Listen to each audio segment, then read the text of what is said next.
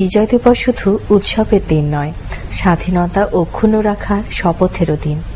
মুক্তিযুদ্ধের চেতনায় উদ্বুদ্ধ হয়ে সুখী সমৃদ্ধ একটি দেশ গড়ার যাত্রা শুরুর দিন আজ। সুপ্রিয় দর্শক মণ্ডলী, এখন দেখবেন বিতর্ক প্রতিযোগিতা বিএসপি ক্যাম্পিয়ার বিজয় দিবস বিতর্ক। উপস্থাপনা ও পরিচালনায় হাসান আহমেদ চৌধুরী কিরণ, প্রযোজনা শম্পা মাহমুদ। পরিবেশিত হচ্ছে যৌথভাবে Cambrian School and College, Metropolitan College, Kings College, BSP Language Club এবং বিএসপি গ্লোবাল নেটওয়ার্ক এর সৌজন্যে।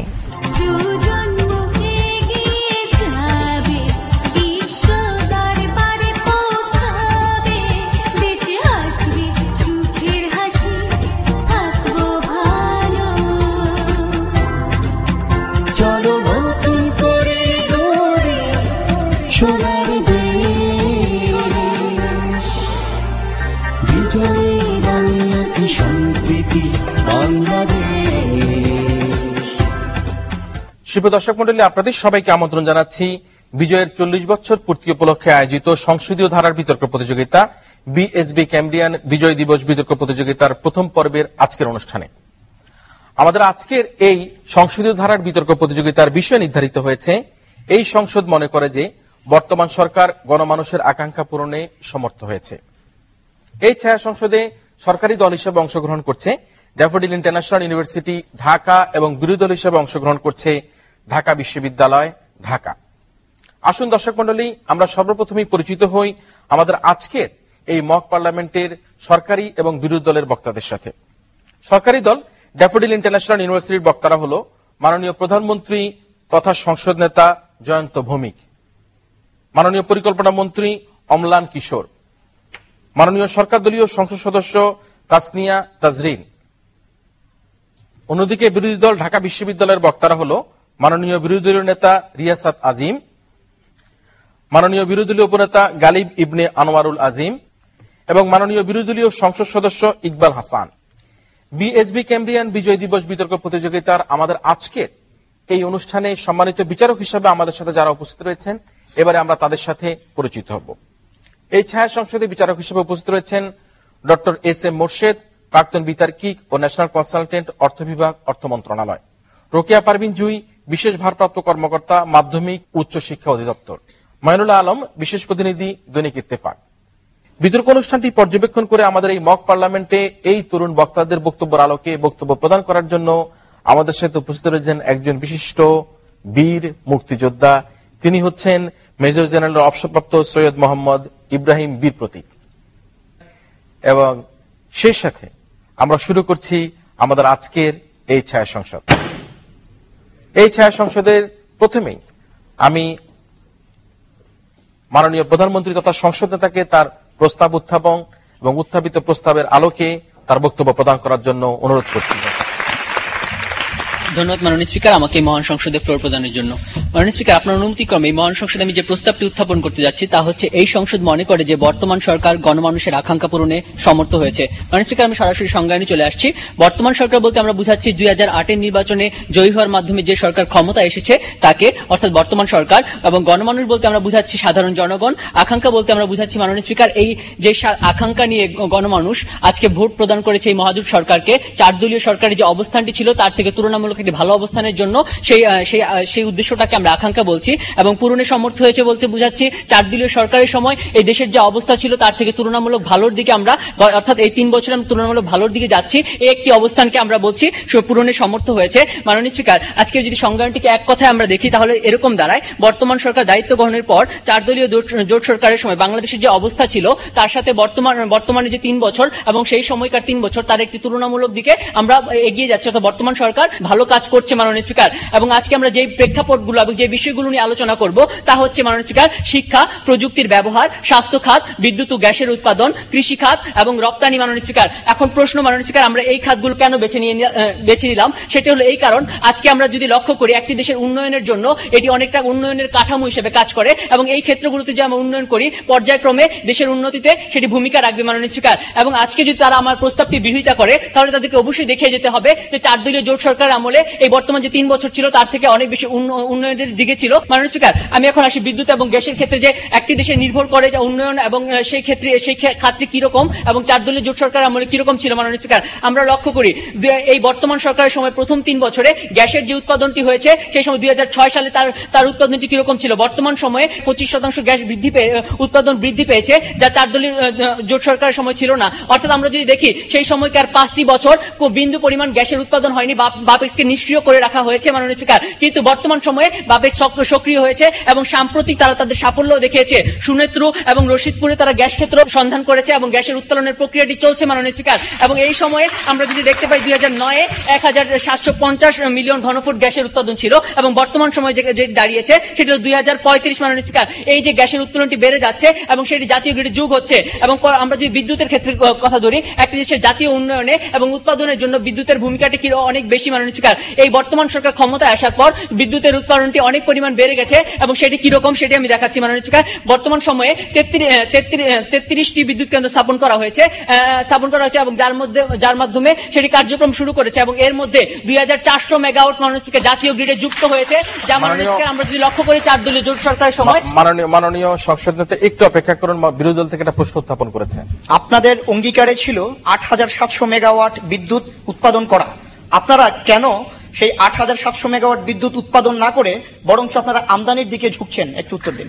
ধন্যবাদ মাননীয় স্পিকার। মাননীয় স্পিকার, উনি একটি অবান্তর প্রশ্ন করেছেন, সেটা 8000 মেগাওয়াটের কথা। আমরা প্রতি জায়গায় ভাগ করে দিয়েছি, কত বছর ব্যাপী কি পরিমাণ উন্নত হবে বাংলাদেশ সরকার সেটি দেখিয়ে গেছে। মাননীয় স্পিকার, এবং পৃথিবীতে কোনো দেশে এরকম ধারণা নেই যে কনস্টিটিউশন যে ইশতেহার আছে তার সম্পূর্ণ বাস্তবায়ন হয়। আমরা দেখাচ্ছি 4 দলীয় জোট সরকারের যে অবস্থানটি ছিল সেই অবস্থান থেকে আমরা ভালো অবস্থানের দিকে নিয়ে যাচ্ছি দেশকে। মাননীয় স্পিকার, সেটা বিদ্যুতের ক্ষেত্রে, শিক্ষার ক্ষেত্রে, প্রযুক্তির ক্ষেত্রে, সকল ক্ষেত্রে। মাননীয় স্পিকার, সেটি আজকে আমাদের দেখিয়ে যাওয়ার বিষয়। এখন আমি যে কথাটি বলছিলাম, আমাদের যে 2400 মেগাওয়াট বিদ্যুৎ যুক্ত হয়েছে 4 দলীয় সরকার, তখন 1 মেগাওয়াট বিদ্যুৎ মাননীয় স্পিকার জাতীয় গ্রিডে যুক্ত হয় নাই। মাননীয় স্পিকার, এই যে ক্ষেত্রগুলো যা উন্নয়নে মাননীয় সংসদ নেতা, আপনি আবারও সময় পাবেন, তবে 5 সেকেন্ডের বক্তব্য শেষ। ধন্যবাদ মাননীয় স্পিকার। এই ক্ষেত্রগুলো আমার মন্ত্রী আরো দেখিয়ে যাবেন, শিক্ষা ক্ষেত্র, প্রযুক্তির ক্ষেত্র এবং স্বাস্থ্য ক্ষেত্র আমার দেখিয়ে যাবেন, কৃষি ক্ষেত্র এবং রপ্তানি ক্ষেত্র সদস্য এর মাধ্যমে প্রস্তাবটি প্রমাণিত। তাই মাননীয় স্পিকার, এই মহাসংসদের প্রস্তাব গৃহীত হয়। ধন্যবাদ মাননীয় স্পিকার, ধন্যবাদ সবাইকে। ধন্যবাদ মাননীয় সংসদ নেতাকে তার বক্তব্য প্রদান করার জন্য। আহ্বান করছি আজকের এই ছায়া সংসদের মাননীয় বিরোধী দলীয় নেতা রিয়াসাত আজিমকে তার বক্তব্য প্রদান করার জন্য। মাননীয় স্পিকার, আপনাকে অসংখ্য ধন্যবাদ এই সংসদে আমাকে ফ্লোর প্রদানের জন্য।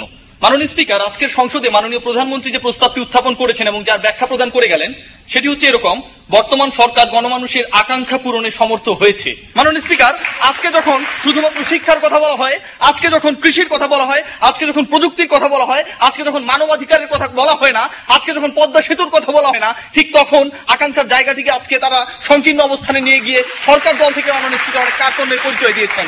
মাননীয় স্পিকার, আজকে যদি আমরা লক্ষ্য করি জনমানুষের আকাঙ্ক্ষার জায়গাটি কি, আপনারা যে তথ্যগুলো দিয়েছেন, আপনারা যে সেক্টরগুলোর কথা বলেছেন সেগুলো আমরা মেনে নিচ্ছি এবং এই সাথে আকাঙ্ক্ষার বিষয়টি যেহেতু অনেক বৃহৎ, তার সাথে মাননীয় স্পিকার কিছু বিষয় আমরা যুক্ত করছি।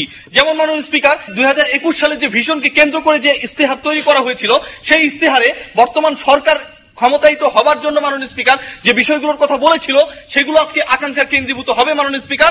এবং জি, বর্তমান সরকার যখন প্রযুক্তি ক্ষেত্রে তাদের কথা অনুযায়ী ডিজিটাল বাংলাদেশের রূপরেখা অনুযায়ী 30টি ইউনিয়নে তথ্য কেন্দ্র সেবা চালু করে এবং যার মাধ্যমে 100টির মতো সেবা দান করা হয়, তখন কি আপনি বলতে বাধ্য হচ্ছেন কিনা বা ওই সময় থেকে উন্নতি হচ্ছে কিনা? যে আপনার প্রশ্ন বোঝা গিয়েছে, তিনি বলতে চাচ্ছেন প্রযুক্তির ক্ষেত্রে সরকার অনেক কাজ করছে, চতুর্দিকে আপনার ল্যাপটপ, মোবাইল এগুলি সমস্ত বিতরণ করছে, বিভিন্ন ইউনিয়নে ইন্টারনেট করে দিচ্ছে। সরকার অনেক কাজ করছে। যখন আমার পদ্মা সেতু নির্মাণের জন্য আমার নিজের প্রযুক্তি থাকে না, যখন মাননীয় স্পিকার আমার দেশের জাতীয় সম্পদ উত্তোলনের জন্য আমার নিজের প্রযুক্তি থাকে না, যখন আমার গ্যাসটিকে আমি উচ্চ মূল্যে মাননীয় স্পিকার বিদেশি কোম্পানির হাতে বিক্রি করে দিই, ঠিক তখন হতাশার জায়গা সেখানেই মাননীয় স্পিকার। কোন জায়গায় আমরা আশাহত হই মাননীয় স্পিকার? আজকে যদি লক্ষ্য করি মাননীয় স্পিকার, বাংলাদেশ একজন নেপালের রাষ্ট্রদূত পাঠান এবং তিনি আমার প্রতিবেশী দেশের পতাকা নিয়ে মাননীয় স্পিকার গাড়িতে যখন চড়েন, ঠিক তখন সেটি আমার গণমানুষের আকাঙ্ক্ষা থাকে কিনা মাননীয় স্পিকার?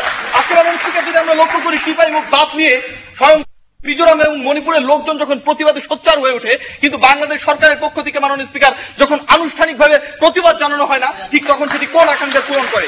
মাননীয় স্পিকার, আজকে যদি আমরা লক্ষ্য করি তাহলে আমরা দেখতে পাবো যে রাষ্ট্রীয় ব্যাংকগুলো সেগুলো দেউলিয়াপ্তির পথে যাচ্ছে। মাননীয় স্পিকার, আজকে আমরা যে ফেডারেল ব্যাংক রয়েছে, বাংলাদেশের স্টেট ব্যাংক রয়েছে, বাংলাদেশ ব্যাংক, তার যখন রিজার্ভটি কমে যাচ্ছে মাননীয় স্পিকার, ঠিক তখন সেটি জনগণের আকাঙ্ক্ষা কতটুকু পূরণ করে সে বিষয়ে প্রশ্ন রাখতে বাধ্য হচ্ছি।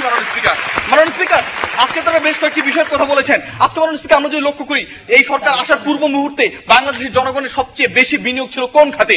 উত্তরটি হচ্ছে খুব সহজ মাননীয় স্পিকার, শেয়ার বাজার। আজকে মাননীয় স্পিকার, সেই শেয়ার বাজারে যখন মাননীয় স্পিকার টায়ার পুড়ে, ঠিক সেই টায়ারের সাথে সাথে মাননীয় স্পিকার অসংখ্য মানুষের স্বপ্ন, অসংখ্য মানুষের বিনিয়োগ পুড়ে চলে যায়, কিন্তু তাদের চোখে সেটি ধরা পড়ে না মাননীয় স্পিকার। তাদের চোখে সেই জলীয় বাষ্প ধরা পড়ে না মাননীয় স্পিকার। সেটি কোন ধরনের আশার পূরণ ঘটায় মাননীয় স্পিকার, আশার সঞ্চার ঘটায়, সেটি আমাদের জানা নেই। মাননীয় স্পিকার, আজকে যদি আমরা লক্ষ্য করি তাহলে অত্যন্ত পরিষ্কারভাবে কিছু বিষয় দেখতে পাবো। কিছুক্ষণ আগে মাননীয় স্পিকার তারা যখন বক্তব্য দিচ্ছিলেন এবং বিভিন্ন সেক্টরে যখন ইতিবাচক দিকগুলোর কথা বলছিলেন, ঠিক তখন মাননীয় স্পিকার আমাদের মনে প্রশ্নের উদ্বেগ হয় যে মানবাধিকারের বিষয়টিকে তারা আনলেন না কেন? আজকে মাননীয় স্পিকার, আমরা যখন লক্ষ্য করি র্যাবের দ্বারা নির্যাতিত হয়ে লিমন নামের একটি ছেলে তার পা হারায়, ঠিক সেটি জনগণের কোন আকাঙ্ক্ষা পূরণ করে সে বিষয়ে প্রশ্ন রাখতে বাধ্য হই মাননীয় স্পিকার। আজকে মাননীয় স্পিকার, পুলিশের নির্যাতনে ঢাকা বিশ্ববিদ্যালয়ের শিক্ষার্থী কাদের যখন আহত হয় মাননীয় স্পিকার, পুলিশের চাপাতেই ধার কতটুকু সেটি পরীক্ষা করবার জন্য প্রধান উপাদান হিসেবে যখন কাদের পাকে বেছে নেওয়া হয়, ঠিক তখন সেটি জনগণ সেই কোন আকাঙ্ক্ষা পূরণ করে সে বিষয়ে প্রশ্ন রাখতে বাধ্য হই মাননীয় স্পিকার। সার্বিক দিক থেকে যদি মাননীয় স্পিকার আজকে আমরা বিবেচনা করি, কৃষির কথা তারা বলেছেন। আজকে মাননীয় স্পিকার, যে ভর্তুকি দেওয়া হয় সেই ভর্তুকির টাকা যখন কৃষক পর্যন্ত পৌঁছায় না, যখন উৎপাদন বৃদ্ধির পরও কৃষক ন্যায্য মূল্য পায় না, ঠিক তখন কৃষির ক্ষেত্রে সফলতা বিলীন হয়ে যায় মাননীয় প্রধানমন্ত্রী। মাননীয় স্পিকার, এবং সর্বশেষ যে যুক্তিটি শেষ করব সেটি হচ্ছে আজকে তারা যে বিষয়গুলো বলবার চেষ্টা করেছেন সেটিকে ন্যারো করেছেন এবং আজকে আকাঙ্ক্ষার জায়গাটিকে মাননীয় স্পিকার তারা সংকীর্ণতার পরিচয় দিয়ে একটি ছোট্ট অবস্থানে বেঁধে নিয়েছেন। তাই আমরা সার্বিকভাবে বলতে চাই, বর্তমান সরকার জনমানুষের আকাঙ্ক্ষা পূরণে সমর্থ হয়নি। এই প্রস্তাবটি যেন এই সংসদে গৃহীত না হয়। সকলকে ধন্যবাদ। আহ্বান করছি আজকের এই সংসদের মাননীয় মন্ত্রী পরিকল্পনা মন্ত্রণালয়ের দায়িত্বে নিয়োজিত অম্লান কিশোরকে তার বক্তব্য প্রদান করার জন্য।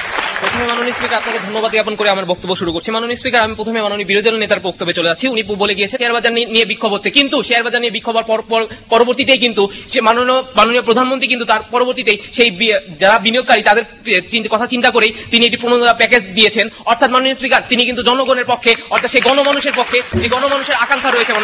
মাননীয় স্পিকার, মাননীয় প্রধানমন্ত্রী যখন বিভিন্ন ক্ষেত্র আলোচনা করে গিয়েছেন, তিনি সেখানে শিক্ষার কথা বলে গিয়েছেন। শিক্ষা হচ্ছে জাতির মেরুদণ্ড, অর্থাৎ শিক্ষার মাধ্যমে একটি দেশের উন্নতি সম্ভব। কিন্তু মাননীয় স্পিকার, আমাদের দেশে 3টি পার্বত্য অঞ্চল ব্যতীত 61টি জেলায় 37,000 বিদ্যালয় রয়েছে, কিন্তু বিগত সরকারের আমলে 1,500 গ্রামে কোনো বিদ্যালয় ছিল না। বর্তমান সরকার আসার পরে এই 1,500 গ্রামে বিদ্যালয় স্থাপনের উদ্যোগ নেওয়া হয়েছে, যা আমাদের গণমানুষের আকাঙ্ক্ষা পূরণের একটি প্রতিফলন।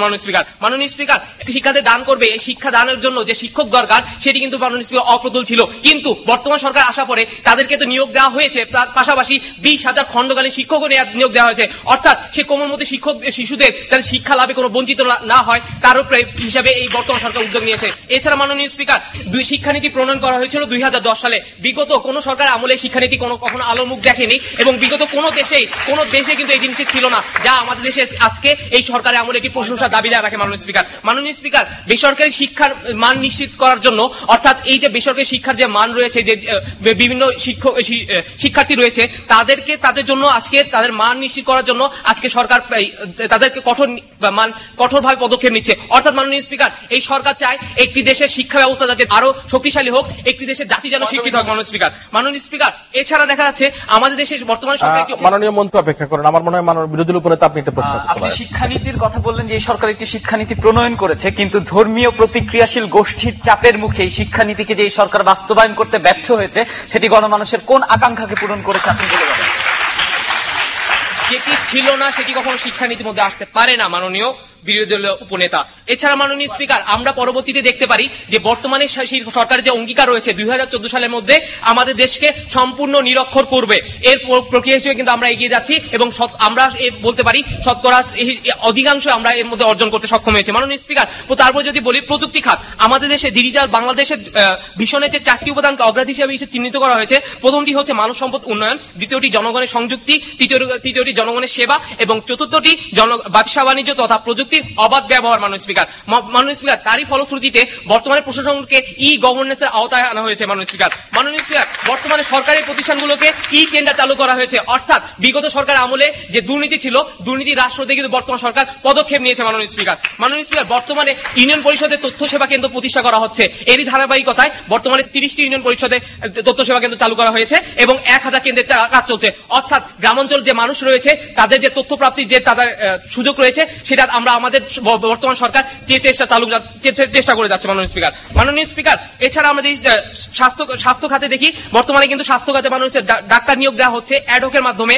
বর্তমানে বাংলাদেশে উপজেলা স্বাস্থ্য কমপ্লেক্সের কথা যদি বলি, উপজেলা স্বাস্থ্য কমপ্লেক্সে 24 ঘন্টা ইমার্জেন্সি সেবা চালু করা হয়েছে, যা আমাদের বর্তমান সরকারের জন্য একটি বিরল প্রশংসা মাননীয় স্পিকার। এছাড়া মাননীয় স্পিকার, আমরা যে জিনিসটি দেখতে পারি, বর্তমান সরকারের সবচেয়ে বেশি বড় অর্জন সেটি হচ্ছে 19 সেপ্টেম্বর নিউ ইয়র্কে বিশ্ব মহিলা ও শিশু স্বাস্থ্য উন্নয়নে অবদানের জন্য আমাদের দেশে প্রধানমন্ত্রী সাউথ সার্ক পুরস্কার লাভ এবং পরবর্তীতে মাননীয় স্পিকার শিশু ও মাতৃমৃত্যুর হার হ্রাসে জাতিসংঘ এমডিজি অ্যাওয়ার্ড অর্জন করেছে বর্তমান সরকার। তাহলে কি আমরা বলতে পারি এই শিক্ষা, স্বাস্থ্য এবং প্রযুক্তি খাতে আমাদের সরকার পিছিয়ে রয়েছে বিগত সরকারের চেয়ে? কখনোই না মাননীয় স্পিকার। সুতরাং মাননীয় স্পিকার, আমাদের এই দেশের সরকার, বর্তমান সরকার গণমানুষের আকাঙ্ক্ষা পূরণে সমর্থ হয়েছে। এই প্রস্তাবটি যেন এই মহান সংসদে গৃহীত হয়। ধন্যবাদ মানুষকে, ধন্যবাদ সবাইকে।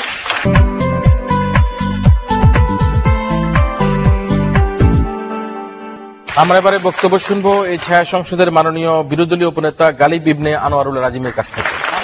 আপনাকে ধন্যবাদ। আমাদের আজকের প্রস্তাব, বর্তমান সরকার গণমানুষের আকাঙ্ক্ষা পূরণে সমর্থ হয়েছে। খুবই স্বাভাবিক মাননীয় স্পিকার যে সরকার শুধুমাত্র তাদের সফলতার ক্ষেত্রগুলোর কথাই বলবেন এবং সেগুলোকেই বড় করে তুলে ধরতে চাইবেন, কারণ তাদেরকে আগামী নির্বাচনে আবারও ভোট পেতে হবে।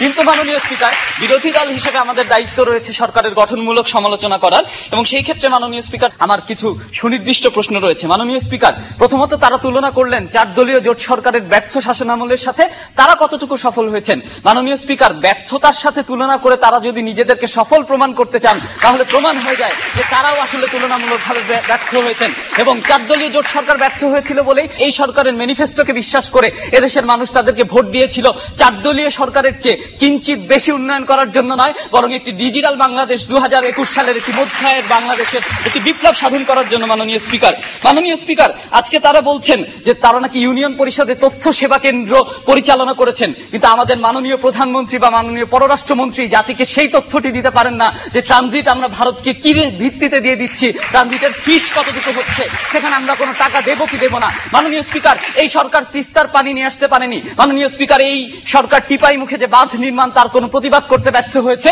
এবং তারা ভারত সরকারের কাছে প্রতিক্রিয়া জানিয়েছে যে আপনারা টিপাই মুখ নিয়ে যদি কোনো বাঁধ নির্মাণ করেন আমাদেরকে তথ্য দেবেন, এবং ভারত সরকার আজকে চুক্তি করেছে তার তথ্য দেবে, কালকে বাঁধ নির্মাণ হবে তার তথ্য দেবে, এবং পরশুদিন যখন আমাদের পানি শুকিয়ে আমাদের সিলেটের অঞ্চল জলশূন্য হয়ে যাবে তখন সরকার শুধুমাত্র তাদের তথ্য এবং সেই তথ্য সেবা কেন্দ্র নিয়ে ইউনিয়ন পরিষদে বসে থাকবে। মাননীয় স্পিকার, এই সরকার হচ্ছে সেই ব্যর্থ সরকার। মাননীয় স্পিকার, আজকে তারা গণমানুষের আকাঙ্ক্ষার কথা বলছেন যে 4 দলীয় জোট সরকারের তুলনায় নাকি কৃষিতে এবং রপ্তানিতে তারা এগিয়ে গেছেন। মাননীয় স্পিকার, গত 10 বছরে এই মুহূর্তের মূল্যস্ফীতির হার হচ্ছে 9.8%। মাননীয় স্পিকার, গত 10 বছরে বাংলাদেশে এত বেশি মূল্যস্ফীতি কোন সরকারের আমলে ছিল না।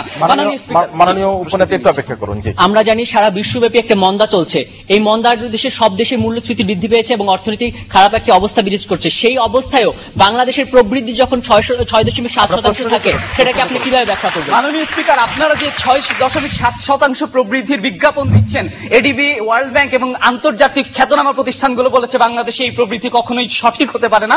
বাংলাদেশের সর্বোচ্চ প্রবৃদ্ধি হতে পারে 4.5 থেকে 5% পর্যন্ত। মাননীয় স্পিকার, আজকে তারা রপ্তানির কথা বলছেন, প্রতি বছর রপ্তানির হার আগের বছরের তুলনায় কমে যাচ্ছে। 4 দলীয় জোট সরকারের সাথে তুলনা না করে শুধুমাত্র গত অর্থ বছরের সাথে তুলনা করেন, রপ্তানির হার কি পরিমাণে কমেছে। মাননীয় স্পিকার, মানব সম্পদের কথা তারা বলেছেন, বহির্বিশ্বে আমাদের যারা সবচেয়ে শ্রমিক হিসেবে রেমিটেন্স নিয়ে আসে, সেই মানব সম্পদ রপ্তানির ক্ষেত্রে গত 3 বছরে যে বিপর্যয় হয়েছে মধ্যপ্রাচ্যে, আমাদের লোক একসময় সৌদি আরবে শ্রমিক যেত 1 লাখ, এখন যায় 10,000। মাননীয় স্পিকার, এই সরকারের ব্যর্থ পররাষ্ট্র নীতির কারণে।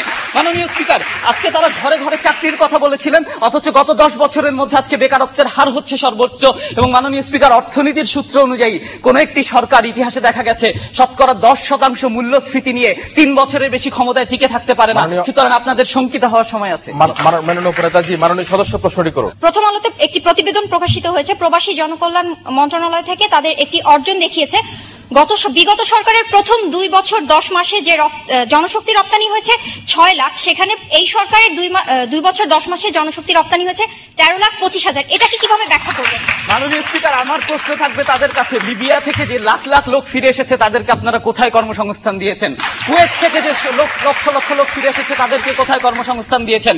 সৌদি সরকার যে আমাদেরকে কোনো নতুন অনুমোদন দিচ্ছে না, মালয়েশিয়ার সরকার যে মানব সম্পদ রপ্তানিতে কোনো অনুমোদন দিচ্ছে না, তারপর আপনাকে তথ্যসূত্র দিয়ে দেখিয়ে যেতে হবে কিভাবে আপনি 13 লাখ লোকের মানব সম্পদ রপ্তানির তথ্যটি কোথা থেকে পেলেন। দয়া করে আপনার বক্তৃতায় আপনি তথ্যসূত্র, বাস্তবসম্মত তথ্যসূত্র দিয়ে যাবেন। মাননীয় স্পিকার, আজকে তারা শিক্ষার কথা বলছেন, শিক্ষানীতি তারা প্রতিক্রিয়াশীলদের চাপের মুখে একটি ধর্মনিরপেক্ষ শিক্ষানীতি থেকে এই ধর্মনিরপেক্ষ সরকার সরে এসে সেই প্রতিক্রিয়াশীল চাপের মুখে তারা তাদের শিক্ষানীতিকে বাস্তবায়ন করতে ব্যর্থ হয়েছে। মাননীয় স্পিকার, আজকে আপনারা ডিজিটাল বাংলাদেশের কথা বলছেন, চালের দাম 50 টাকা, ল্যাপটপ বিতরণ করে কোনো লাভ নেই। মাননীয় স্পিকার, আপনার ভারত থেকে বিদ্যুৎ আমদানির কথা বলেছিলেন। মাননীয় স্পিকার, আমরা সেই বিদ্যুৎ আমাদের জাতীয় গ্রিডে কোথাও দেখতে পাইনি, অথচ আমরা ভারতকে ট্রানজিট দিয়ে দিয়েছি। মাননীয় স্পিকার, এবং এই সার্বিক পরিস্থিতিতে দাঁড়িয়ে তারা তাদের রাজনৈতিক অবস্থানের কারণে দাবি করতে পারেন মাননীয় স্পিকার, কিন্তু গণমানুষ জানে যে তাদেরকে বিশ্বাস করে তারা যে কারণে ভোট দিয়েছিল সেই আকাঙ্ক্ষা তারা পূরণে সক্ষম হয়নি এবং আগামী 2 বছরেও তারা সক্ষম হবে না। মাননীয় স্পিকার, আপনাকে ধন্যবাদ। এই পর্যায়ে আবার আহ্বান করছি মাননীয় সরকার দলীয় সংসদ সদস্য তাসনিয়া তাজরিনকে তার বক্তব্য প্রদান করার জন্য। ধন্যবাদ মাননীয় স্পিকার, আজকে এই মহান সংসদে আমাকে সুযোগ প্রদানের জন্য। বিরোধী দলীয় উপনেতার একটি যুক্তি খণ্ডন করে যাচ্ছি মাননীয় স্পিকার। তাকে পয়েন্ট অফ ইনফরমেশন আমি জিজ্ঞেস করেছিলাম, তিনি জনশক্তি রপ্তানি নিয়ে কথা বলেছেন। সেই পয়েন্ট অফ ইনফরমেশনে যে তথ্য জিজ্ঞেস করেছিলাম, তিনি যা বলে গিয়েছেন লিবিয়া এবং সিরিয়া বা সৌদি আরবে যে কর্মীরা ফেরত আসছে বাংলাদেশে মাননীয় স্পিকার, তাদের জ্ঞাতার্থে জানাচ্ছি সেই সব কর্মীদের অবৈধ ভিসা ছিল মাননীয় স্পিকার, এবং বাংলাদেশ সরকারের সহযোগিতায় যাদেরকে বৈধ করা গিয়েছে তারা রয়ে গিয়েছে মাননীয় স্পিকার। মাননীয় স্পিকার, তিনি বলে গিয়েছেন আমি কোন তথ্যসূত্র থেকে এই তথ্য পেয়েছি মাননীয় স্পিকার, তাদের জ্ঞাতার্থে জানাচ্ছি আমাদের প্রবাসী ও জনশক্তি কল্যাণ ও রপ্তানি মন্ত্রণালয় থেকে এই তথ্য নেওয়া হয়েছে মাননীয় স্পিকার। মাননীয় স্পিকার, এবার মূল আলোচনায় ফিরে আসছি। একটু অপেক্ষা করুন। প্রবাসী কল্যাণ মন্ত্রণালয় আপনাদের তথ্যসূত্র আপনাদের সরকারের, কিন্তু আমার প্রশ্ন হচ্ছে লিবিয়ায় যুদ্ধের কারণে যে শ্রমিকরা ফিরে আসতে বাধ্য হয়েছে তাদেরকে আপনি অবৈধ ভিসার তথ্যসূত্র কোন ক্ষেত্র থেকে উল্লেখ করছেন? আমি মালয়েশিয়ার কথা বলে গিয়েছি, মালয়েশিয়া থেকে অবৈধ শ্রমিক ফেরত পাঠানো হয়েছে, আর আপনারা বলে গিয়েছেন যে আর কোথায় আমাদের শ্রমিকরা যাচ্ছেন। মাননীয় স্পিকার, তাদের জ্ঞাতার্থে জানাচ্ছি শুধু লিবিয়া কিংবা সৌদি আরব বা মালয়েশিয়া কেন, এই 3টি দেশের কথা কেন আমরা বলবো? আমাদের শ্রমিকদের আমরা মধ্যপ্রাচ্যের অন্যান্য দেশে রপ্তানি করছি।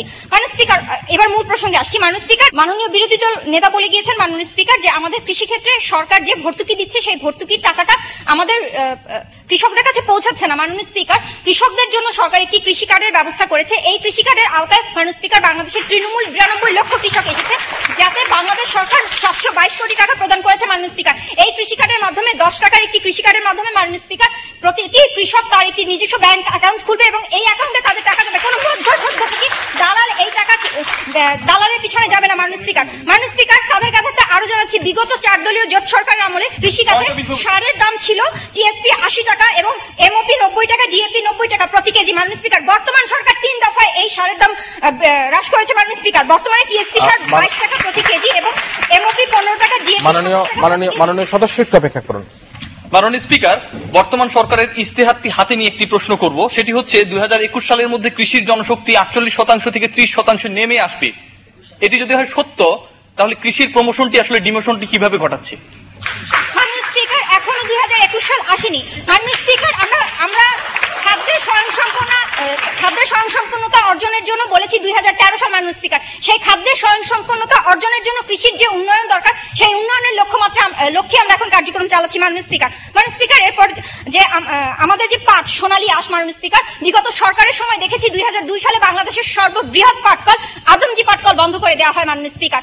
এই সরকার এসে পাটের উন্নয়নে মাননীয় স্পিকার পাট কমিশন গঠন করেছে এবং সরকারি পৃষ্ঠপোষকতায় পাটের জিন রহস্য আবিষ্কার হয়েছে মাননীয় স্পিকার। এই সরকারের আমলে পাটের যে উন্নয়ন হচ্ছে, পাটের সেই সোনালী দিন আবার ফিরে আসবে মাননীয় স্পিকার। অর্থাৎ মাননীয় স্পিকার, জনগণের আকাঙ্ক্ষা পূরণ হয়েছে মাননীয় স্পিকার। এছাড়া আমরা জানি উত্তরাঞ্চলে গ্রীষ্ম মৌসুমে প্রচন্ড খরা দেখা যায়। এই খরা কাটিয়ে ওঠার লক্ষ্যে এই সরকার 100 ঘন্টা শেষ সুবিধা দিচ্ছে সেই এলাকার কৃষকদের মাননীয় স্পিকার। এছাড়া আমরা যদি তুলনামূলক বিশ্লেষণ দেখি মাননীয় স্পিকার, 2008-09 অর্থ বছরে সরকারের কৃষিতে ব্যয় ছিল 4285 কোটি টাকা এবং 2009-10 অর্থ বছরে ব্যয় ছিল 4892 কোটি টাকা, যা বিগত জোট সরকারের চেয়ে দ্বিগুণ মাননীয় স্পিকার। মাননীয় স্পিকার, অর্থাৎ আমাদের এই সরকার জনগণের আকাঙ্ক্ষা পূরণে সমর্থ হয়েছে মাননীয় স্পিকার। বর্তমানে সরকার টিভি ও রেডিওর সাথে বাংলাদেশ বেতার বাংলাদেশ টিভির সাথে 50 বছর মেয়াদী কৃষি তথ্য সার্ভিসের চুক্তি করেছে মাননীয় স্পিকার।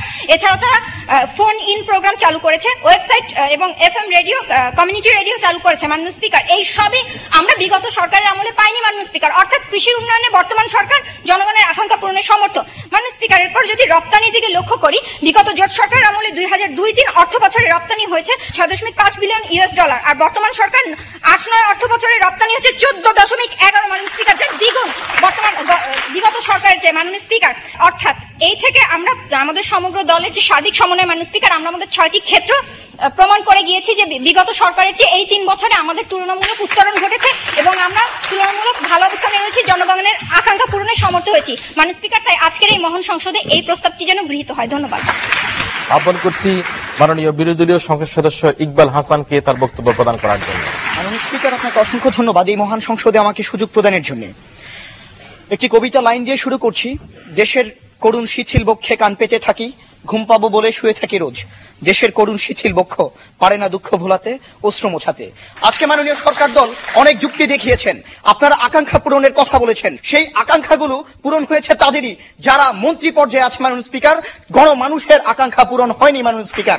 মাননীয় স্পিকার, তারা বলেছেন শিক্ষার কথা, কিন্তু মাননীয় স্পিকার আমাদের প্রত্যাশা ছিল কি, যারা কমিউনিটি বিদ্যালয়ের শিক্ষক, যারা এমপিভুক্ত হয়নি মাননীয় স্পিকার, যারা 500 টাকা বেতনের শিক্ষকতা করতেন, তাদের ভাগ্যের কোনো পরিবর্তন ঘটেনি, তাদের আকাঙ্ক্ষার কোনো পরিবর্তন ঘটেনি মাননীয় স্পিকার। তারা বলেছেন, আজকে আমরা দেখি যে 170টি বিদ্যালয়ের এমপিভুক্তি যখন বাতিল হয়ে যায়, তখন সেই শিক্ষানীতি কোন গণমানুষের আকাঙ্ক্ষা পূরণ করেছে মাননীয় স্পিকার, প্রশ্ন রেখে গেলাম।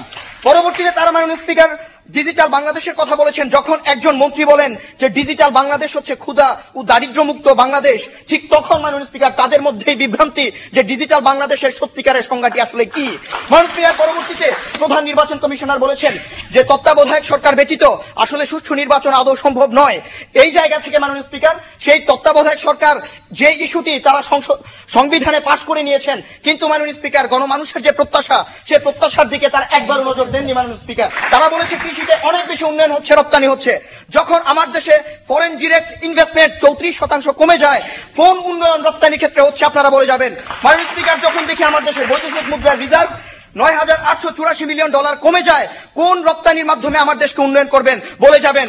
মাননীয় স্পিকার, যখন দেখি যে কর্মসৃজন পরিকল্পনা নেওয়া হয় কিন্তু এক ঘরে এক চাকরি দেওয়া হয় না, যখন বেকারত্বের সংখ্যা বেড়ে যায়, তখন মাননীয় স্পিকার আমাদের যে আকাঙ্ক্ষাগুলো ছিল, আমাদের যে গণমানুষের যে ইচ্ছা, গণমানুষের যে আগ্রহ ছিল, গণমানুষের যে আশা ছিল, সেগুলোর কবর রচনা হয় মাননীয় স্পিকার।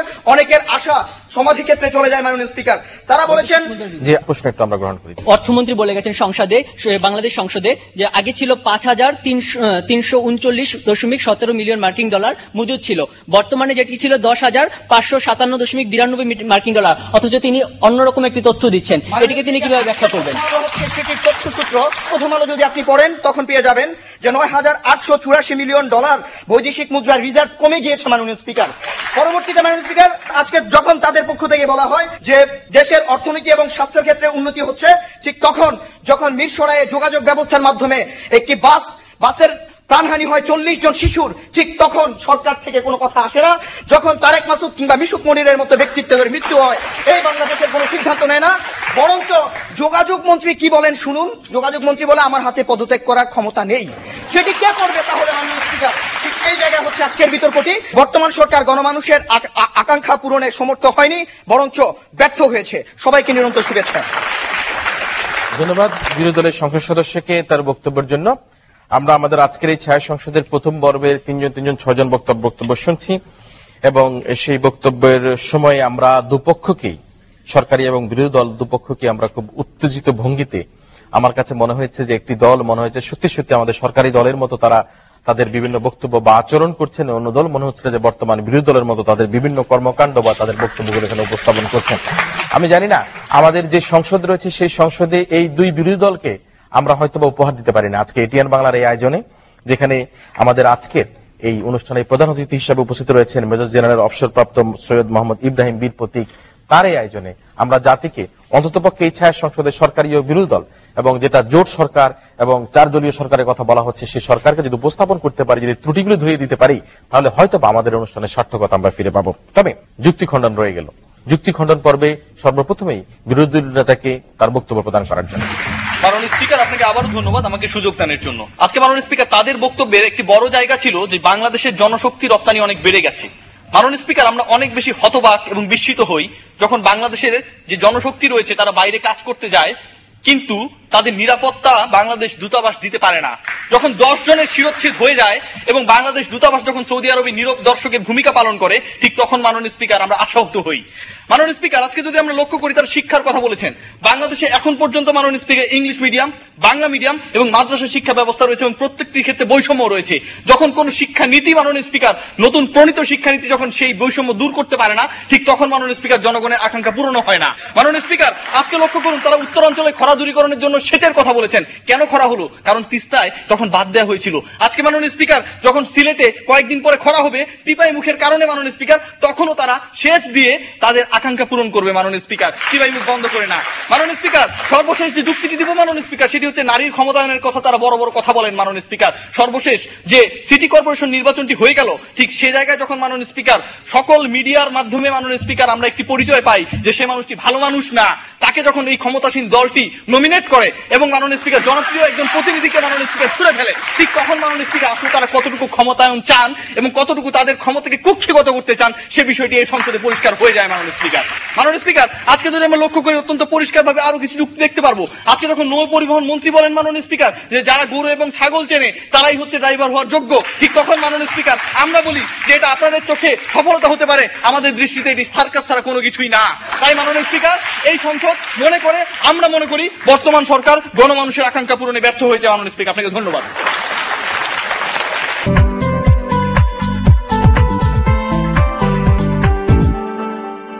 আহ্বান করছি মাননীয় সংসদ নেতা তথা মাননীয় প্রধানমন্ত্রীকে রিবাটাল সেশনে তার বক্তব্য প্রদান করার জন্য। ধন্যবাদ মাননীয় স্পিকার, আমাকে দ্বিতীয়বার মতো এই মহান সংসদে ফ্লোর প্রদানের জন্য। আমরা যে ক্ষেত্রগুলো দেখিয়েছি, শিক্ষা, প্রযুক্তির ব্যবহার, স্বাস্থ্য খাত, বিদ্যুৎ এবং গ্যাস, কৃষিখাত এবং রপ্তানি, আমরা কেন এই 5টি আলোচনা করেছি মাননীয় স্পিকার? এই 5 মিনিটে কখনই সারা বাংলাদেশ নিয়ে আলোচনা করা সম্ভব না। আমরা দেখিয়েছি এটি একটি কাঠামো যার মাধ্যমে পরবর্তীতে উন্নয়নটি হবে এবং দেশের অর্থনীতির পরবর্তীতে এটির কার্যক্রমটি শুরু হবে মাননীয় স্পিকার। যা শুরুটি প্রক্রিয়াটি চলছে সেটি আমরা 3 জন বক্তাই দেখিয়ে গেছি, সেটি কিরকম সেই বর্ণনাগুলো আমরা দিয়েছি মাননীয় স্পিকার। অর্থাৎ তাদের জায়গা থেকে তারা আজকে দেখানোর বিষয় ছিল তারা যে আমরা শিক্ষার ক্ষেত্রে উন্নয়নের কথাটি বলেছি তারা কি তা অস্বীকার করে যেতে পেরেছে কিনা, আজকে সাউথ পুরস্কারের মাধ্যমে যে স্বীকৃতি দেওয়া হয়েছে সেটি তারা অস্বীকার করতে পেরেছে কিনা, প্রযুক্তির ক্ষেত্রে যে আমরা মানুষের দোরগোড়ায় পৌঁছে দিয়েছি, অর্থাৎ ডুয়েল ল্যাপটপের মধ্যে যে আল জাজিরা প্রচার করেছে believe it or not Bangladesh dual laptop উৎপাদন করছে, এটিকে তারা বিরোধিতা করে যেতে পেরেছে কিনা মাননীয় স্পিকার। আজকে তাদের বিরোধিতার জায়গাটি কোথায় ছিল সেটি আজকে মাননীয় স্পিকার স্পষ্ট করতে পারেনি, বরং তারা আজকে সরকারের ভুল জায়গাগুলো দেখে গেছে এবং তারা আজকে কোন জায়গায় বিতর্ক করেছে সেটি আমি একটু দেখে যাচ্ছি মাননীয় স্পিকার। তারা আজকে বলছে 8000 মেগাওয়াট বিদ্যুৎ উৎপাদন এবং এরকম কিছু ঘটনা নিয়ে তারা বিতর্ক করেছে, কিন্তু মাননীয় স্পিকার এগুলো কি আজকে হয়েছে কিনা, বা 8000 মেগাওয়াট বিদ্যুৎ উৎপাদন আমরা কি কখনো এই বর্তমান সরকার কখনো বলেছিল যে 3 বছরের মধ্যে করবে? তারা দেখিয়েছে 5 বছরের মধ্যে সেটি করবে মাননীয় স্পিকার, সেই সময়টুকু শেষ হয়ে যায়নি। অর্থাৎ তারা আজকে ভুল বলেছে, ইতিহাস নিয়ে ভুল ব্যাখ্যা করেছে মাননীয় স্পিকার, এবং টিপাই মুখ বাদ তারা এরকম একটি ব্যাখ্যা দিয়েছে যেটি হয়ে গেছে মাননীয় স্পিকার। অর্থাৎ ভবিষ্যতে কি হবে তা তারা পরিকল্পনা করে আজকে বক্তব্যটি দিয়েছেন মাননীয় স্পিকার। বর্তমান যে বাস্তবতা সেটি তারা আজকে দেখতে পাননি মাননীয় স্পিকার, যা আমরা দেখিয়ে গেছি এবং সেটি দেখিয়ে গেছি স্বাস্থ্য খাতে, কৃষি খাতে এবং রপ্তানি খাতে। এই সব সকল ক্ষেত্র থেকে আমরা বিশ্লেষণে সক্ষম হয়েছি যে এই মহান সংসদের প্রস্তাবটি গৃহীত হওয়া উচিত। সবাইকে নিরন্তর শুভেচ্ছা, ধন্যবাদ। ধন্যবাদ মাননীয় সংসদ নেতাকে তার বক্তব্যের জন্য। বেশ অনেকক্ষণ ধরে এই তরুণ বিতর্কিকদের বক্তব্য শুনছিলেন আমাদের প্রধান অতিথি মেয়র জেনারেল অবসরপ্রাপ্ত সৈয়দ মোহাম্মদ ইব্রাহিম বীর প্রতীক। আমরা দেখেছি যে সরকারি দলের পক্ষ থেকে বক্তব্য দিতে এসে তারা বলেছে শিক্ষা, প্রযুক্তির ব্যবহার, স্বাস্থ্য, বিদ্যুৎ, গ্যাস, শিক্ষানীতি, বিভিন্ন ক্ষেত্রে বর্তমান সরকারের বিভিন্ন অবদানের কথা তারা অত্যন্ত সুন্দরভাবে এখানে ব্যাখ্যা করার চেষ্টা করেছেন। তারা বলেছেন যে রপ্তানির যে উন্নয়ন হচ্ছে সেটি বিগত সরকারের চাইতে এই সরকারের আমলেই সবচাইতে বেশি হচ্ছে। এবং একটা জায়গায় একজন বক্তা এসে বলেছেন যে নির্বাচনী ইশতিহার বিগত সময় বাংলাদেশের স্বাধীনতার পরে কোন দলের পক্ষেই পুরোপুরি বাস্তবায়ন করা সম্ভব হয় নাই, সে কারণে কিছু ত্রুটি থাকলেও তাদের দলের মধ্যে থাকতে পারে। তারা কৃষকদের যে ভর্তুকি দেওয়া, সারের ভর্তুকি, কৃষকদের জন্য ব্যাংক অ্যাকাউন্ট করা, কৃষি কার্ড করা সহ তারা বিভিন্ন রকম সংজ্ঞায়িত করে এই সরকারের বিভিন্ন কর্মকাণ্ডকে উদাহরণ দিয়ে তারা বলেছেন গণমানুষের আকাঙ্ক্ষা পূরণে বর্তমান সরকার অবশ্যই ব্যাপক ভূমিকা রাখছে। কিন্তু বিরোধী দল ঢাকা বিশ্ববিদ্যালয় তারা এসেই বলছে যে আপনারা এসেই পদ্মা সেতুর কথা বলেন নেই, আজকের এই অনুষ্ঠানে আপনারা পাশ কাটিয়ে গিয়েছেন। যেখানে তিস্তা চুক্তি আপনারা বাস্তবায়ন করতে পারছেন না, যেখানে টিপাই মুখ নিয়ে আজকে আমরা আমাদের জাতি আজকে হতাশাগ্রস্ত, সেখানে আপনারা কিভাবে জনমানুষের আকাঙ্ক্ষা আপনারা পূরণ করতে পারছেন। বলেছেন যে আজকে কিছু সংখ্যক মন্ত্রী মিনিস্টার বা ওদের আকাঙ্ক্ষা পূরণ হচ্ছে, কিন্তু যে গণমানুষ রয়েছে, দেশে যে দরিদ্র মানুষ রয়েছে, সেই মানুষের আকাঙ্ক্ষা কিন্তু পূরণ করা সম্ভব হচ্ছে না। গণমানুষের আকাঙ্ক্ষা পূরণের জন্য আমরা তাকিয়ে রয়েছি। আমরা ৭১-এর মুক্তিযুদ্ধে যেভাবে দেশকে স্বাধীন করেছি, আমাদের এই তরুণ প্রজন্মরা আজকে যারা এখানে বিতর্ক করেছে তারাও তাকিয়ে রয়েছে এই গণমানুষের আকাঙ্ক্ষার পূরণের মধ্য দিয়ে যে অবস্থানে রয়েছে প্রত্যেকে যাতে অন্তত ডাল ভাত খেয়ে বেঁচে থাকতে পারে, সেই প্রত্যাশায় তারা প্রত্যাশিত হয়ে রয়েছে। আমরা দেখব আমাদের আয়োজনের সম্মানিত প্রধান অতিথি বীর মুক্তিযোদ্ধা, বীর প্রতীক, মেজর জেনারেল অবসরপ্রাপ্ত সৈয়দ মোহাম্মদ ইব্রাহিম আজকের বক্তাদের বক্তব্যের আলোকে তার বক্তব্য কিভাবে মূল্যায়িত করেন।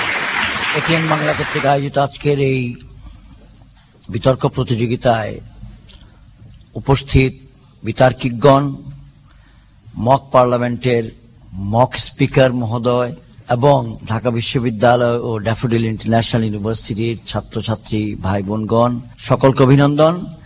আমাকে দাওয়াত দেওয়ার জন্য ধন্যবাদ। আমি অভিভূত যে আজকের এই ছাত্র ভাই বোনেরা এত সুন্দরভাবে তাদের বিষয়বস্তুগুলো উপস্থাপন করতে পেরেছেন।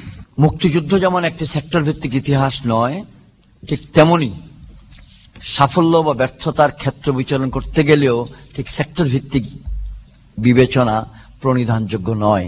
এদের যারা আজকের বিতার্কিক, তাদের বয়স ২১ থেকে ২৪-এর মধ্যে, তাদের জন্য এবং তাদের মাধ্যমে আজকে তরুণ প্রজন্মের জন্য যে কথাগুলি বলতে চাই। আজকে তরুণ প্রজন্মের পক্ষে চিন্তা করা মুক্তিযোদ্ধাগণ কেন যুদ্ধ করেছিল, কি প্রেক্ষাপটে করেছিল, একটু কষ্টকর। ওনাদের জীবন শুরু হয়েছে আজকে থেকে ২৪ বছর আগে, ওনাদের চিন্তা করার শক্তি শুরু হয়েছে আজকে থেকে ১২ বছর আগে, ওনারা ভালোভাবে দেখা শুরু করেছেন আজকে থেকে ৫-৬ বছর আগে। সুতরাং ওনারা আজকের এই ২-৪-৫ বছরকেই মেয়াদকাল মনে করে মূল্যায়ন করবেন, এটাই স্বাভাবিক। তার জন্য আমি তাদেরকে কোনো অবস্থাতেই পেনালাইজ বা নম্বর কাটবো না। আমার মতে তারা ভালো করেছেন। তরুণদের প্রতি আমাদের অনুভূতি যে আমরা আমাদের তারুণ্যের দেশ সৃষ্টি করেছিলাম, আপনারা আপনাদের তারুণ্যে দেশটাকে এগিয়ে নিয়ে যাবেন, এই মর্মে আপনারা আজকে মূল্যায়ন করেছেন। ব্যক্তি ইব্রাহিম যদি মূল্যায়নে যায়, ব্যক্তি ইব্রাহিম বলবে কোন সরকারই স্বয়ং সম্পূর্ণ নয়। আমি ১৯৭২ সালের জানুয়ারি মাসের ১০ তারিখ থেকে শুরু করে আজকের দিন পর্যন্ত যত রাজনৈতিক নেতা, যত সরকার বাংলাদেশ পরিচালনা করেছেন, তাদের সকলকে ধন্যবাদ এবং অভিনন্দন জানাবো। একটির ধারাবাহিকতায় আরেকটি আসে, কেউই শূন্য থেকে স্টার্ট করে নাই। যদি একান্তই শূন্য বা near to zero starting point বলতে হয়, তাহলে বঙ্গবন্ধু করেছিলেন ১০ই জানুয়ারিতে। অতএব আমরা বলবো বর্তমান সরকার অর্থাৎ মহাজোট সরকার, তারা গত সরকারের সাফল্যের উপর ভিত্তি করে সাফল্যকে এগিয়ে নিয়ে গেছেন, গত সরকারের ব্যর্থতাকে দূরীভূত করার জন্য চেষ্টা করছেন। প্রশ্ন, কতটুকু এগিয়ে নিয়েছেন, কতটুকু ব্যর্থতা দূর করতে পারছেন? গণমানুষের আকাঙ্ক্ষার মধ্যে যেগুলো বাস্তব, সেগুলো হলো অনেকগুলো কাজ দৃশ্যমান সংবাদে আসে। কৃষি কার্ড বিতরণ করছে, সত্য। কৃষকের ব্যাংক অ্যাকাউন্ট খোলাচ্ছে, এটা সত্য। কিন্তু ওই আমার পুরনো কথা, বাংলাদেশ ব্যাংকের গভর্নর মহোদয় বলেছেন আমরা ধ্বংস হব, পরাজিত হব না। লিবিয়ার গাদ্দাফিও বলেছিল আমি ধ্বংস হব, আমি পরাজয় মানব না। কিন্তু উনার একা ধ্বংস তো হয় নাই, সারা দেশ ধ্বংস হয়ে গেছে। তাই আজকে রাজনৈতিক নেতা বা সরকার যদি কোনো অবস্থায় ধ্বংস হতে চায়, পরাজয় মানতে রাজি না হয়, এবং কিসের কাছে পরাজয়? যুক্তির কাছে, বাস্তবতার কাছে, শক্তির কাছে না। তাই আমার আহ্বান থেকে যাবে বর্তমান সরকার, মহাজোট সরকারের নিকট আপনারা বাস্তবতার কাছে নিজেদেরকে সমর্পণ করুন, এবং বিরোধী দলের কাছে আহ্বান থেকে যাবে আপনারাও উনাদের ভুলগুলি থেকে যেন আগামীতে আপনারা যদি সুযোগ পান উন্নত করতে পারেন, তার জন্য মানসিকভাবে প্রস্তুতি গ্রহণ করুন। উভয় পক্ষের কাছে আমার আবেদন, তরুণ প্রজন্মকে যেন আমরা বিভ্রান্ত না করি। আমি তরুণ প্রজন্মকে বলবো কষ্ট করে 40 বছরের ইতিহাসটা পুরো জানবেন, আর একটু বেশি কষ্ট করে ওই 9 মাস মুক্তিযুদ্ধের ইতিহাসটা জানতে চেষ্টা করবেন। আমি মুক্তিযোদ্ধা হিসেবে বলবো যে আমাদের সময় একদম প্রান্তে, মার্জিনালাইজড হই নাই সমাজে, কিন্তু জীবনের আয়ু মার্জিনে চলে এসছে। আপনারা সেই মশালটা হাতে নিতে হবে।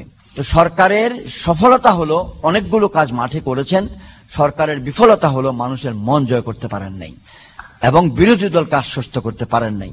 বিরোধী দলের সফলতা হইল ওনাদের ব্যর্থতাকে ওনারা চাপিয়ে যেতে চেষ্টা চালাচ্ছেন, আগামী দিনেরটা এখন পর্যন্ত সুস্পষ্টভাবে তুলে ধরতে পারেন নাই। মাঝখানে উভয়ের জন্য একটি অগ্নি পরীক্ষা। আমার বক্তব্য আমি শেষ করতে চাই, বিউটিফুল, অত্যন্ত সুন্দর একটি বিতর্ক প্রতিযোগিতা আমি করলাম।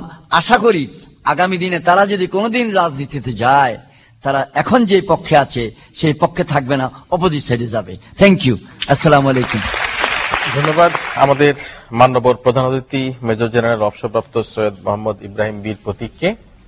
40 বছরের যে ইতিহাস, সেই ইতিহাস আমাদেরকে ভালো করে রপ্ত করার জন্য এবং সেই সাথে 9 মাসের যে মুক্তিযুদ্ধ, তাকে খুব ভালোভাবে আমাদেরকে জেনে নেওয়ার জন্য তিনি আহ্বান জানিয়েছেন। তিনি আমাদের দেশের এই মুহূর্তে তিনি বলেছেন যে আমাদের বর্তমানে আসলে যে সরকার এবং আসল যে বিরোধী দল, এই উভয় দলের জন্য কিন্তু একটা অগ্নি পরীক্ষার সময় চলছে। এই অগ্নি পরীক্ষায় তাদেরকে উত্তীর্ণ হওয়ার জন্য তিনি আহ্বান জানিয়েছেন। উত্তীর্ণ হওয়া মানে সকলে ভালো কাজ করা, এবং সেই ভালো কাজ করার জন্য তিনি এই তরুণদের মধ্য থেকে তাদেরকে আগামী সংসদে, আগামী পার্লামেন্টে যাওয়ার জন্য তিনি তার যে আকাঙ্ক্ষা, তার আশাবাদ তিনি ব্যক্ত করেছেন। আমরা রীতি অনুযায়ী আমাদের ফলাফলে চলে আসছি।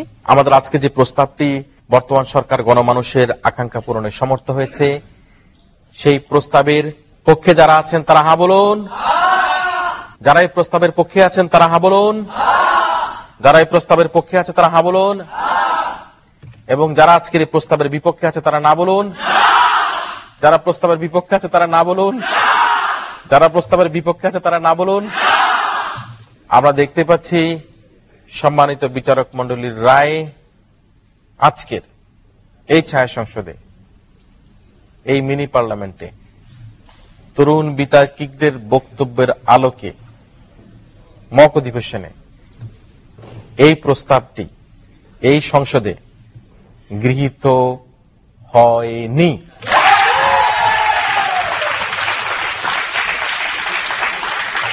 অর্থাৎ না যুক্ত হয়েছে, না যুক্ত হয়েছে, না যুক্ত হয়েছে। সে কারণের জন্যই আমরা আজকের এই প্রতিযোগিতায় ঢাকা বিশ্ববিদ্যালয়কে বিজয় বলে ঘোষণা করছি। অভিনন্দিত করি বাংলাদেশের বিতর্ক আন্দোলনের একটি বিশেষ শিক্ষা প্রতিষ্ঠান ড্যাফোডিল ইউনিভার্সিটির বিতার্কিকদেরকেও এই আসরকে আরো বেশি সমৃদ্ধ করার জন্য। সুপ্রিয় দর্শক মন্ডলী, আপনারা যারা এতক্ষণ টেলিভিশনের পর্দায় দেশে অথবা বিদেশে আমাদের আজকের এই প্রতিযোগিতা দেখলেন, আপনাদের সবাইকে আমাদের আগামী সংসদ, আগামী মক পার্লামেন্ট দেখার আমন্ত্রণের মধ্যে দিয়ে আজকের মতো এই ছায়া সংসদ এখানেই শেষ করছি।